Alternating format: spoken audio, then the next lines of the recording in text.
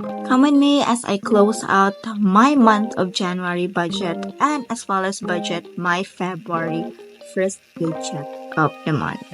Yes, I know guys, I have been Mia and I'm back already because of my hectic schedule and I'm trying to keep up and cope up with my budgeting. So as you may have known, I am in the January and I'm doing some digital budgeting na. I'm no longer using my notebook and I'm also not using again my cash stuffing because it's easier and quicker for me if I'll do everything in a digital. So yeah, as you can see, I'm in my CC transaction because before I close out the January budget I have to pay my credit card.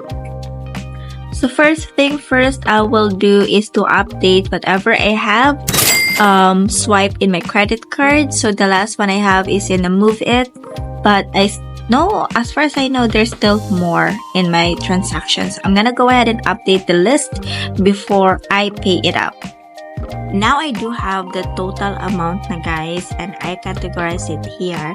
I will be taking out the money from which category it is related to. So let's say for example for my transportation it is 1,437. So I'll go here to the January tab. And I'm gonna check if I still do have that money in my budget tracker. Right now, I only have 700 budget for that. So, meaning overspend ako. But I still have to pay for it because, I spend the money. So, all I have to do is I'll go scroll down here, choose the category, transportation. Right here, it's gonna be under gas and Move It and enter the amount. Now, same goes with the family allowance and also with the VECO and miscellaneous. I also over budget for my family allowance and for the miscellaneous, that's okay. Now I have entered the amount in here for my expenses. I'll go ahead and total that amount and transfer it to my Union Bank so it can be saved and stored for payment for the credit card. So here's the total amount I will be paying. So I will be transferring it now to my account. Now that this amount is already transferred to my Unibank account to be stored to pay for my credit card, I will now transfer whatever I paid in here to the paid section.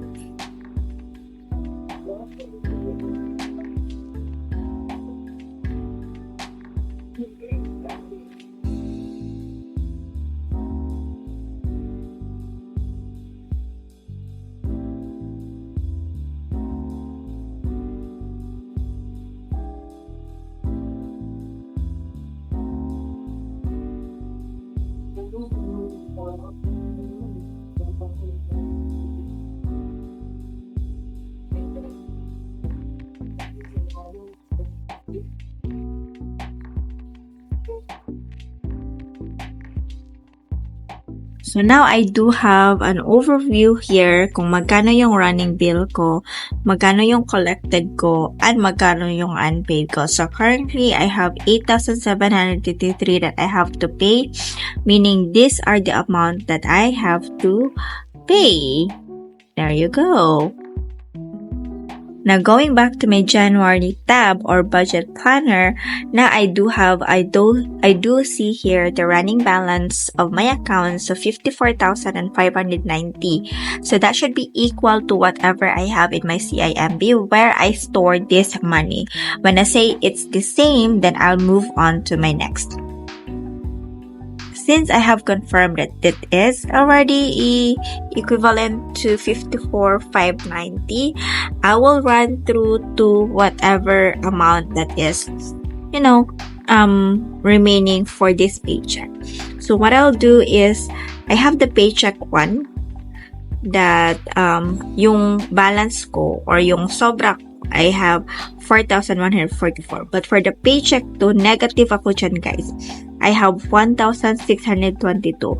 So, yung under budget ko for the paycheck number 2, meaning dun siya nakuha sa paycheck number 1. Since I still do have unpaid for my credit card, I have to total magkano nga ba yon at doon ko siya kukunin sa paycheck paycheck number 1 na rollover ko. So I have 294, 280, 375, and I do have EO 250. Those are still unpaid and I can actually cover it from my paycheck number 1 na rollover. Para naman documented guys, I have to put in here the family allowance as an over budget for that category para calculated ko saan nga ba ako too much of my expenses. So I do have 199 and I will be transferring that to my UB account para naman all good ako dun. I have already transferred the money guys and my balance right is 53,391. So let me total the 4,104 minus 2,821. That will be my remaining balance for or tinatawag nating rollover for the month of January paycheck. Okay, that will be the 1,283 yan yung remaining na rollover ko for the month of January. So, all I have to do guys is to think kung ano nga ba or saang savings ko siya ilalagay. Now, I would like to put it into my emergency funds. That's the main on top savings list here. In my long term goal.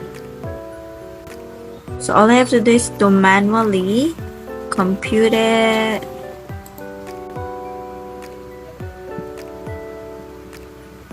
So, yun na nga guys, yung extra dito na money, because if you're going to total this, that's 1,283. So, ang ginawa ko, I just added it to my emergency funds, and now I do have 9483 running for my emergency funds. Let me put that in my savings, so that's 1,283. There we go. And the total savings for the month of January is 17,283 guys. Ang galing, and so proud of myself. And that is not included yet for yung mga na-transfer ko sa C-Bank. So that's 16,000. So those are actually my sidelines and extra income. So hindi ko siya in-include for my monthly budget, but rather I put it in my savings in the C-Bank para mas mataas yung income. So now, yung total savings ko guys, here's the summary. Income is 81, savings is 53, and the expenses is 43,370.